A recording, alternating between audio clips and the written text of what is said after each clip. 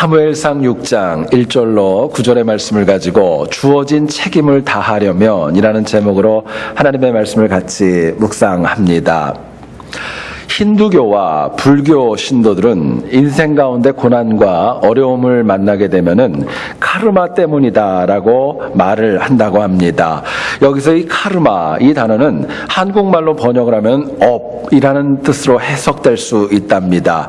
이전에 내가 행했던 모든 것을 이야기할 때 카르마라는 표현을 씁니다. 그들은 전생의 삶이 지금도 나를 괴롭히고 있다고 믿습니다. 안타깝고도 참 어리석게도 온전하게 기억도 못하고요. 또 존재하지도 않는 전생의 책임을 갖다가 지금 내 생에 이루어지고 있다고 전가하는 것입니다. 여러분 성경을 보더라도 아담은 선악과를 먹고 나서 그 책임을 하와에게 전가시켰습니다. 뿐만 아니라 하와도 역시 자기가 선악과를 먹고 나서 그 책임 전가를 갖다가 뱀에게 하는 것 여러분 잘 아실 겁니다. 세상에서는 하늘의 별자리에 자신의 운명과 책임을 전가하는 경우도 있고요. 또 정신과에서는 모든 문제를 제대로 규명하기도 쉽지 않은 무의식으로 책임 전가를 돌려버리는 경우도 적지 않습니다. 하지만 누구도 이처럼 매사를 무엇 때문에 누구누구 때문이라는 무책임한 태도를 가지고 있을 때 어느 누구도 그런 영혼을 성숙하다라고 표현하지는 않는 것입니다. 오늘날 현대인의 삶을 보면 어떤 사회학자가 그렇게 얘기를 했습니다. 사무 시대를 살아간다는 거예요. 네 가지가 없답니다. 이 네 가지는 뭐냐면요, 무책임하고 무관심하고 무목적하고 무감동의 시대를 살아간다는 것입니다. 어떤 일의 공로와 내가 받은 지분을 인정받지 않으면 내가 행해야 될 책임 회피한다는 것이고요. 내게 주는 이익과 물질적 소득이 없으면 무관심으로 일관할 때도 저희들의 삶에 적지 않다는 것입니다. 뭔가를 할 때 목적도 없이 그냥 무목적으로 행할 때도 많이 있고, 더 나아가서는 하나님의 은혜가 있고 감동도 있지만 내 마음속에 무미건조하여서 아무런 감동도 못 받고 살아가는 경우가 너무나도 많이 있다고 이야기합니다. 하지만 성공하고 인정받는 인생의 특징이 있습니다. 하나님 나에게 주어진 일에 책임감을 가지고 살아가는 것입니다. 책임감이 너무나도 중요합니다. 어느 정도 하다가 그만두는 것이 아니라 끝까지 힘들고 어려워도 내가 지켜야 될 자리를 잘 지키는 것 하나님 기뻐하신다는 것입니다. 그럴 때 사람은 물론이고 하나님께서도 나에게 주시는 그 능력과 내 삶의 상급 면류관 온전히 채워 주시는 것입니다. 오늘 본문의 내용을 보면 블레셋에서 무려 7개월 동안이나 있었던 언약궤가 이제 마침내 이스라엘로 돌아갈 준비를 하게 됩니다. 당시 블레셋의 복술자와 또 제사장들이 나서서 왜 언약궤 때문에 힘들게 되었을까, 어떻게 하면 바르게 이스라엘로 이것을 보낼 수 있을까 논의하고 지혜를 모으게 됩니다.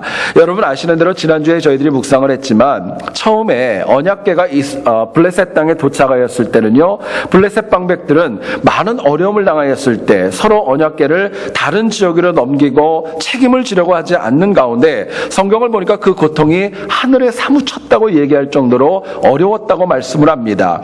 그러나 그럼에도 불구하고 오늘 본문에 등장하는 방백이 아니라 블레셋 복술자들과 제사장들은 어려운 중에도 그들이 가지고 있는 일들 책임감 있게 감당하게 되고 결국은 언약궤를 이스라엘 땅으로 보내게 되는 것입니다. 본문을 통하여서 그들의 과정이, 언약궤를 보내는 과정이 쉽지 않았지만 어떻게 책임을 다하였을까, 오늘 우리에게 주는 메시지가 과연 무엇일까, 본문을 통하여 같이 한번 나누어 보기를 소원합니다. 첫 번째로 저희들이 주어진 일에, 나에게 주어진 일에 책임을 다하려면요, 내 생각보다는 하나님의 말씀에 합하셔야 됩니다. 내 생각보다는 하나님의 말씀에 합할 때에 비로소 나에게 주어진 책임을 온전하게 감당할 수 있는 것입니다.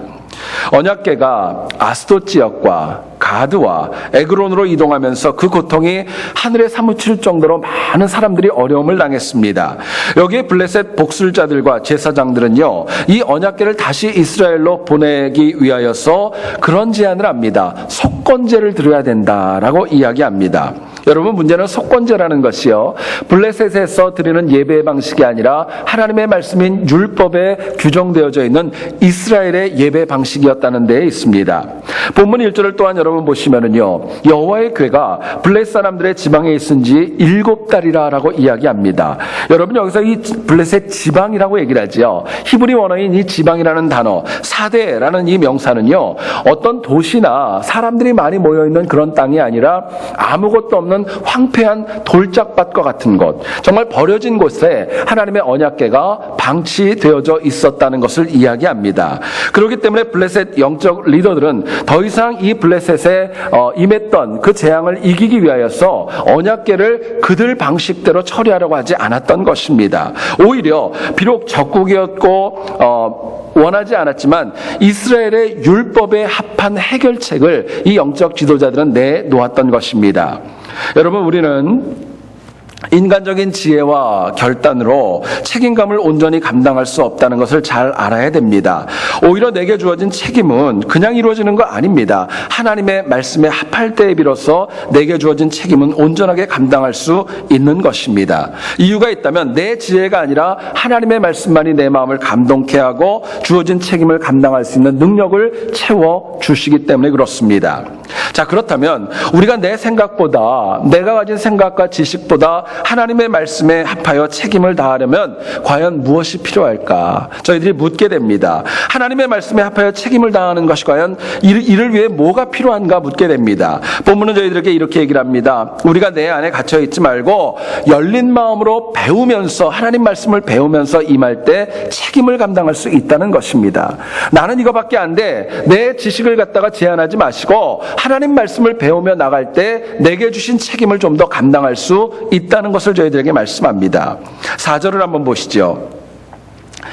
무엇으로 그에게 드릴 속건제를 삼을까 하니 이르되 블레셋 사람의 방백의 수요대로 금독정 5과 금쥐 5마리라야 하리니 말씀합니다. 여러분, 블레셋 영적 리더들은요, 이스라엘이 어떻게 하나님 앞에 속건제를 드리는지를 배워서 알고 있었던 것입니다. 6절을 한번 보세요. 애굽인과 바로가 그들의 마음을 완악하게 한 것 같이 어찌하여 너희가 너희의 마음을 완악하게 하겠느냐 말씀합니다. 당시 블레셋의 복술자들과 제사장들은요, 출애굽 사건을 알았던 것입니다. 그것을 배워서 알고 있었어요. 바로가 얼마나 완악했고 얼마나 강팍했는지 배워서 알고 있었던 것입니다. 그렇기 때문에 애굽의 바로의 강팍함처럼 하지 말아야 블레셋도 무사할 수 있다고 블레셋 국민들과 많은 사람들을 설득해 나갔던 것입니다. 여러분 아시는 대로 바로가 얼마나 강팍했어요. 10가지의 재앙을 통하여서 사실은 그 개인의 삶을 물러리고 애굽이라는 나라가 굉장히 많은 어려움에 처한 거 잘 아시지 않습니까?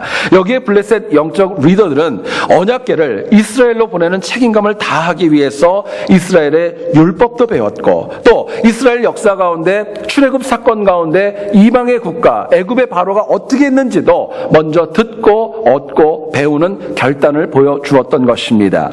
여러분, 이처럼 블레셋 영적 리더들이 자기 자신의 지식에 갇혀 있지 않았습니다. 다곤을 섬기고 이방인의 그런 방식대로 예배드리는 것이 아니라 책임감 있게 언약궤를 이스라엘로 보내기 위해서 배우고 또 듣고 자기의 마음을 여는 그런 모습을 보여주었던 것입니다. 로마 3장 10절은 얘기를 합니다. 의인은 없나니 하나도 없도다. 저희들에게 말씀하죠. 실제로도 모든 인간은 어느 누구도 예외 없이 다 죄인이기 때문에 의인은 한 명도 없는 것입니다. 여러분, 세상에 완전한 인간은 없어요. 다 불완전합니다. 그렇기 때문에 우리가 뭔가를 배우고 얻고 또 취득하고 또 섬기고 사모하는 그 마음이 있어야 우리가 이 땅 가운데 책임감을 다할 수 있다고 저희들에게 말씀하는 것입니다. 여러분, 어느 누구도 배우는 것으로부터 예외되는 사람은 없는 거예요. 세계적인 석학이었죠. 아인슈타인 박사가 여행 가운데 기차표를 잃어버려가지고 자리에 앉아 있다가 우왕좌왕하면서 굉장히 당황해하고 있었습니다. 때마침 그때 그 기차 안에 있던 승무원이 승차권을 검사하러 이렇게 이곳저곳을 돌아다니다가 기차표를 찾는 아인슈타인 박사를 알아보고 인사를 하게 됩니다. 박사님 걱정하지 마십시오. 저는 박사님 같은 인격을 가지신 분이 기차표도 사지 않고 기차에 이렇게 탔다고 생각하지는 않으니까 걱정하지 마시라고, 내가 아무 문제 삼지 않겠다고 이야기를 했습니다. 아인슈타인이 그 승무원에게 얘기를 합니다. 고맙다고 이야기를 하고 그냥 앉아야 되는데 계속 표를 찾는 거예요. 또 승무원이 와서 얘기합니다. 아니 괜찮다고 그러시는데 왜 자꾸 그러시냐고, 편안하게 계시라고. 그때 아인슈타인이 다시금 고맙다고 인사하면서 이렇게 얘기를 하더랍니다. 내가 표를 찾아야 되는 이유가 있는데 내가 어디로 가야 되는지를 알아야 하기 때문에 이 표를 찾아야 된다고 이야기를 하더래요. 여러분, 세계적인 석학 아닙니까? 머리가 얼마나 좋은 분이에요. 근데 기차표 산 지 얼마 되지도 않았음에도 불구하고 어디로 가는지 잊어버려가지고 표를 찾아야 목적지를 알 수 있다는 겁니다. 여러분, 세상에 어느 누구도 배움이 필요 없는 사람은 없는 겁니다. 배움은 누구에게나 필요해요. 배운다는 게 여러분 뭐죠? 내가 부족한 거 아는 것입니다. 연약한 것을 아는 거예요. 더 잘 해보려고 하는 마음이 있어야 배우려고 하는 열정이 있는 것입니다. 여러분, 그렇기 때문에 신앙인이 하나님 주신 책임감과 사명감을 감당하려면요, 하나님 나라에 가는 그날까지 계속 배우셔야 됩니다. 배우는 지혜가 저희들에게 필요한 거예요. 에베소 4장 15절에서 사도 바울은 이야기합니다. 오직 사랑 안에서 참된 것을 하여 범사에 그에게까지 잘할지라. 그는 머리니 곧 그리스도라. 저희들에게 말씀합니다. 바울은요, 이 말씀을 통하여서 신앙인이 하나님 나라에 가는 그날까지 목적도 정해줍니다. 예수 그리스도에게 이르기까지 자라가라는 것입니다. 배우며 자라가라는 것 저희들에게 도전하고 강조하는 것입니다. 여러분, 배워서 마음에 새기셔야, 하나님의 말씀을 배우고 마음에 새기셔야 성령께서 바른 길을 가르쳐 주시고 생각나게 하시기 때문에 그렇습니다. 여러분, 문제는요, 배운다는 것 자체가 중요한 거 아닙니다. 더 중요한 것은요, 하나님의 말씀을 배우는 것입니다. 하나님의 지혜를 배우는 것입니다. 하나님의 능력과 살아 계심을 배우는 것입니다. 성경을 보면 요아스라고 하는 왕이 나옵니다. 남유다의 8번째 왕이었고요. 이 왕은 불과 7살의 나이에 요아스가 남유다의 왕이 됩니다. 그리고 무려 40년 동안을 이스라엘을 통치해 나갑니다. 요아스가 등극하기 전에 이 아합과 이세벨의 딸이었던 아달랴가 남유다에서 다윗의 자손들을 정말 멸절해가는 과정을 보여주게 되지요. 그러나 하나님께서는 다윗의 후손 대부분이 다 죽어갔지만 참 감사하게도 그 등불을 꺼뜨리지 않고 유일하게 여호야다라는 제사장을 통하여서 요아스만 살려 놓으십니다. 그리고 아달랴라는 여인, 그 여인 독재자가 모르게끔 7년 동안이나 성전을 중심으로 비밀리에 이 아이를 키워 나갔던 것입니다. 그리고 왕이 되었습니다. 다시 다윗의 그 자손이 남유다의 영적 리더를 가지게 되었던 것입니다. 문제는 왕이 된 다음에 요아스가 보여주는 영적인 태도입니다. 여러분이 요아스는요, 자신에게 하나님의 말씀을 가르쳐주고 공급해 주었던 대제사장 여호야다가 살아있을 동안에는요, 하나님의 말씀대로 책임감을 다하였습니다. 왕으로서 제 구실을 다했어요. 근데 참 안타깝게도 여호야다가 죽은 다음에는요, 말씀의 공급이 끊어지고 말씀을 배우지 못했을 때는요, 결국에는 패역한 왕이 되었고 왕으로서의 책임감을 다하지 못했던 것을 성경이 저희들에게 말씀하고 있는 것입니다. 여러분, 우리가 마음에 꼭 새겨야 될 귀한 도전이 있습니다. 우리가 하나님이 나에게 주신 책임감을 다하기 위해서는요, 살아 역사하시는 하나님의 말씀을 날마다 배우셔야 됩니다. 그 말씀 배우셔야 돼요. 죄인인 인간이 말씀을 공급받지 못하면 사명과 책임감 다 잃어버리는 것입니다. 제 구실하지 못하는 거예요. 더 강하게 얘기하면 사람 구실 못하는 것입니다. 말씀은 그냥 새겨지는 거 아닙니다. 내가 노력하고 내가 사모하는 만큼 내가 배울 수 있고 내 마음에 새겨지는 것입니다. 결국 신앙인이 책임감을 가지고 이 땅을 살아가기 위해서는요, 항상 말씀을 가까이 하고 하나님의 성전을 가까이 하는 지혜와 능력이 저희들에게 필요한 것입니다. 여러분, 인류의 역사를 보면 최근 들어서 가장 권위 있는 상을 꼽으라면 노벨상을 꼽으실 겁니다. 세계에 많은 민족들이 있습니다. 여러분 아시는 대로 어떤 민족이 가장 많은 노벨상을 수상하였을까요?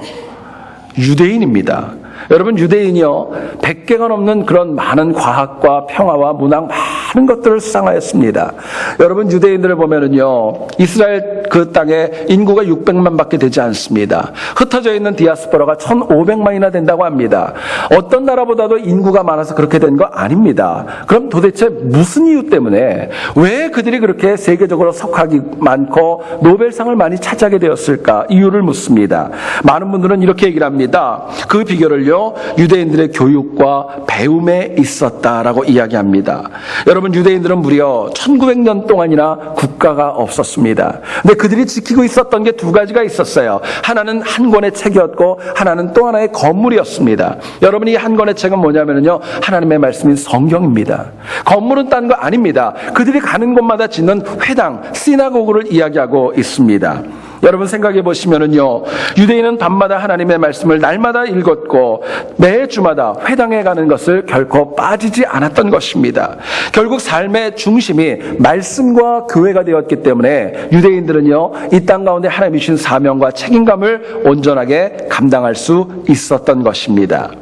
여러분, 블레셋 영적 리더들이 자기 생각에만 갇혀 있었다면, 배우려고 하지 않았다면 언약궤의 피해는요 더 많았을지도 모릅니다. 그러나 그들이 마음을 열었고 이스라엘에게 배웠고 역사를 통해 얻었고 많은 것들을 받아들이면서 결국에는 더 큰 심판을 막아 설 수 있었던 것입니다. 여러분, 블레셋 모든 방백들과는 다르게 책임감을 가지고 블레셋이라는 나라를 하나님의 언약궤로부터 주어지는 심판으로부터 막아낼 수 있었던 것입니다. 여러분, 그렇기 때문에 오늘 우리의 이 시대를 살아가는 우리도 하나님의 말씀을 배우고 또 배워야 나에게 주신 사명과 책임감을 감당할 수 있다는 것 마음에 새길 수 있기를 소원합니다. 여러분, 이처럼 하나님 주신 책임감을 잘 감당함으로 말씀을 배우고 말씀을 통하여 공급된 그 능력을 가지고 바르게 감당함으로 승리하는 우리 모두 될 수 있기를 주님의 이름으로 축원드립니다. 두 번째로 생각할 것은요, 우리가 주어진 일에 책임을 다하려면은 영적으로 하나님 기뻐하는 것을 택하셔야 돼요. 영적인 삶이 되어져야 되고 하나님 기뻐하는 것 선택하는 지혜가 필요한 것입니다. 언약궤가 아스돗 지역과 가사 지역을 심판하였을 때 모든 블레셋 방백들이 모였습니다. 그리고 해결책을 내어놓습니다. 언약궤를 옮기는 것이었습니다. 이곳저곳을 옮기다가 결국은 5개의 도시가 피해를 보게 되었고, 오늘 본문 1절을 보게 되면요 결국에는 돌밭에 방치해 버리고 말았던 것입니다. 여기 블레셋 사람들은요 언약궤의 문제를 해결하려고 이제는 방백들이 아니라 블레셋 지역에 있는 복술자들과 제사장들을 불러가지고 지혜를 구합니다. 굉장히 중요한 의미가 여기에 있습니다. 언약궤를 통한 재앙과 심판을 인력으로, 인간의 지혜가 아니라 영적인 문제라는 것을 블레셋 사람들도 절감했기 때문이었습니다. 결국 블레셋의 복술자들과 제사장들은요 언약궤의 문제를 영적인 문제로 보게 되었고 영적인 지혜를 가지고 접근해 나가게 되었던 것입니다. 여러분, 한번 가만히 생각해 보세요. 우리가 이 땅 가운데 당하는 많은 문제들을 보게 되면은요 물질 때문에 당하는 거 아닙니다. 엄밀히 얘기하면은요 영적인 전쟁이 있기 때문에 내 삶에 갈등과 어려움이 있고 넘어질 때가 많이 있는 것입니다. 나도 모르게 내가 당하는 이 모든 문제는 하나님의 영과 악한 영 간의 싸움 가운데 내가 바른 선택을 하지 못해서 이런 문제들이 일어날 때가 적지 않은 것입니다. 여러분, 문제는 영적이라고 그래가지고 다 거룩한 거 아닙니다.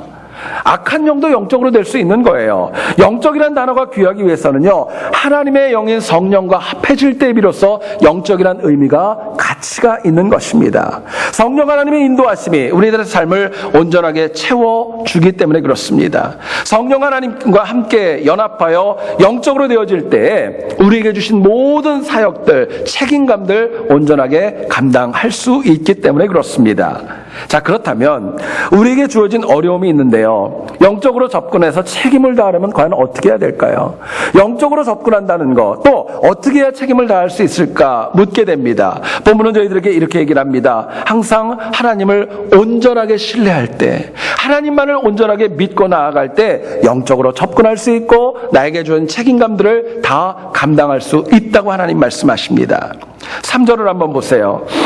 블레셋의 영적 리더들은요, 언약궤를 속건제를 통해서 돌려보내야 된다고 조언합니다. 8절을 보세요. 언약궤를 수레에 싣고 제물과 함께 돌려보내야 된다는 것도 이 영적 리더들은 알았습니다. 이제 앞으로 저희들이 묵상하겠지만은요, 훗날 다윗 시대에 우사라는 영혼이 하나님의 언약궤를 수레에 싣지 않고 손으로 만져가지고 사망하는 사건을 여러분 아실 겁니다. 그런데 훨씬 이 사건보다도 이전에 있었던 오늘 본문 안에서는요, 블레셋의 복술자들과 이 제사장들은요, 언약궤를 갖다 손으로 잡은 것이 아니라 수레에 싣는다는 것을 잘 알고 있었습니다. 여러분, 여기까지 보면 블레셋 영적 리더들은요, 언약궤를 어떻게 보낼지 참 지혜로운 그런 모습을 저희들에게 보여줍니다. 문제는 지식적으로는, 머리로는요, 배워가지고 어떻게 언약궤를 보내야 될지는 알았지만 정말 중요한 것은요, 그들에게는 하나님을 믿는 믿음이 없었다는 것입니다. 확신이 없었다는 거예요. 본문 9절을 보시면은요, 베스메스의 암소를 통하여서 이 7개월 동안 있었던 언약궤의 심판이 우연인지 필연인지 아직도 확실한 믿음이 없어 보였기 때문에 그렇습니다. 여러분, 블레셋 영적 리더들은요, 방백들보단 나았어요. 그래도 온전한 책임감을 감당하지는 못했던 것입니다. 하나님께서 정말 원하시는 것이 있습니다. 잘 들어보세요. 내가 지식적으로 순종하는 것보다 더 중요한 것은요, 믿음으로 순종하는 것입니다. 지식적으로 순종해야지, 이게 아니라 하나님을 믿는 믿음으로 내가 순종할 때 그게 능력이 있는 것입니다. 현대 신앙인의 문제가 있다면은요, 하나님을 믿는다고 하지만 온전한 신뢰와 확신이 너무나도 부족합니다. 그렇기 때문에 세상의 과학과 철학, 이 모든 것 앞에서 저희들이 넘어지고 약해지고 결국에는 하나님 앞에 책임을 다하기보다는 포기하고 좌절할 때가 더 많이 있는 것입니다. 여러분, 잊지 마세요. 인간이 아무리 만들어 놓은 과학과 철학보다도요, 하나님의 지혜가 더 난 것입니다. 그게 더 온전한 것이에요. 제가 전에 한번 말씀을 드렸던 기억이 있는데요, 미래의 과학자들이 모여가지고 인간이 모든 것을 만들 수 있는 그런 시대가 되었습니다. 과학자들이 서로 논의를 했어요. 더 이상 이제는 하나님은 우리에게 필요 없다. 그래가지고 과학자들이 하나님을 찾아갔답니다. 이제 우리가 다 할 수 있으니까 하나님은 이제 우리 인간 세계를 좀 떠나주셔도 괜찮겠다고 그렇게 이야기를 했답니다. 여기 하나님께서 참 기가 막히고 너무 마음이 아프셔가지고 과학자들한테 그런 이야기를 하고 내기를 제안하셨답니다. 깨달음을 주기 위해서 이렇게 얘기를 했어요. 좋다. 그럼 네가 너희들이 나와 내기를 해서 이기면 내가 그렇게 할게. 내기의 주제는 뭐냐면요, 너희와 내가 인간을 한번 만들어 보자. 누가 더 정확하고 온전한 인간을 만들었는지 한번 해보자 하고 내기를 했습니다. 첨단 과학이 발전했기 때문에 인간들이 아주 자신 있게 하나님에게 얘기합니다. 좋습니다. 한번 해보시지요. 그러고 내기가 시작되어졌어요. 그리고 인간이 주변에 있는 흙을 가지고 다 이렇게 만지려고 그러니까 하나님이 딱 한마디만 하셨답니다. 잠깐, 네 흙으로 해. 집에 가서 생각해 보세요. 무슨 의미인가? 여러분, 하나님께서 흙으로 하신 거지 흙도 하나님 거라는 거예요. 인간은 온전하게 감당할 수 없다는 것입니다. 여러분, 하나님을 향한 확신이 없기 때문에 인간이 교만해집니다. 하나님을 부인하며 살아가는 거예요. 문제는 이것이 불신자들만의 문제가 아니라 하나님을 믿는 신앙인들에게도 적용되어지는다는 데 어려움이 있는 것입니다. 여러분, 참 안타깝지만 너무나도 많은 경우를 보면 하나님이 아닌 인간관계 때문에 신앙생활하는 분들 참 많습니다. 하나님 바라보지 않습니다. 인간관계가 먼저예요. 하나님이 아닌 누군가 때문에, 어떤 이익 때문에 신앙생활을 하기 때문에 이리저리 흔들리고 견고하지 못할 때가 우리에게 너무나도 많이 있는 것입니다. 누가복음 8장 2절을 보면 누가는 한 명의 여인을 저희들에게 소개합니다. 악기를 쫓아내심과 병고침을 받은 어떤 여자들 중 7 귀신이 나간 자인 막달라인이라는 마리아 이야기합니다. 막달라 마리아를 얘기를 해요. 여러분, 막달라 마리아를 생각해 보세요. 여인입니다. 7 귀신이 들렸어요. 정상적인 생활이 안 되지 않았겠습니까? 얼마나 곤고하고 얼마나 불쌍했겠습니까? 그런데 그 여인이 예수님을 만나게 됩니다. 그리고 그 삶이 흔들리지 않고 끝까지 신실하게 갑니다. 저는 말씀을 묵상하면 생각해 봤어요. 여러분, 막달라 마리아는요, 예수님께서 성공하고 인기가 있고 많은 사람들에게 환영을 받을 때 그거 다 지켜보았을 것입니다. 뿐만 아니라 예수님께서 고난당하는 것, 배척받는 것, 욕먹는 것, 나가선 십자가에 죽으시는 것까지도 다 보았던 인물입니다. 그런데 막달라 마리아는요, 제자들과 달랐습니다. 성공도 보았고 실패도 보았어요. 웃는 것도 보았고 눈물도 보았지만 주님을 향한 믿음이 흔들리지 않았던 것입니다. 그렇기 때문에 막달라 마리아는요, 인류 역사 가운데 최초로 부활의 증인으로 성경에 기록될 수 있었던 것입니다. 여러분, 죄인이지만 부족하지만 하나님을 온전하게 신뢰하면, 하나님을 확신하면 세상이 아닌 영적인 것을 먼저 선택하는 지혜를 가지게 됩니다. 문제는 믿음이 없기 때문에, 저희들이 주님을 향한 온전한 확신이 없기 때문에 하나님이 아닌 다른 것을 선택할 때가 너무나도 많이 있다는 것이죠. 믿음이 없기에 영적인 것이 아닌 세속적인 것을 선택하고 주신 사역과 책임감 다하지 못할 때가 저와 우리에게 너무나도 많이 있는 것입니다. 여러분, 하나님이 우리에게 요구하십니다. 흔들리지 않는 믿음을 요구하세요. 견고한 믿음을 요구하세요. 잘 박힌 못과 같이 좌로나 우로나 치우치지 않는 믿음을 하나님이 저희들에게 요청하시는 것입니다. 여러분, 특히 믿음은요, 어려울 때 더 굳건하셔야 돼요. 힘들고 어려울 때 굳건한 믿음이 그게 진짜입니다. 책임을 다하는 믿음이 어려울 때, 그럴 때 책임을 다하는 것이 그게 진짜라고 저희들에게 말씀합니다. 지난주에 어떤 책을 보다가 있었던 이야기를 소개합니다. 어떤 교회에서 사업도 참 잘하고 신실했던 어떤 집사님께서 새벽 기도를 마치고 귀가 중이었다고 합니다. 갑자기 마귀가 나타나서 그분에게 이렇게 미혹합니다.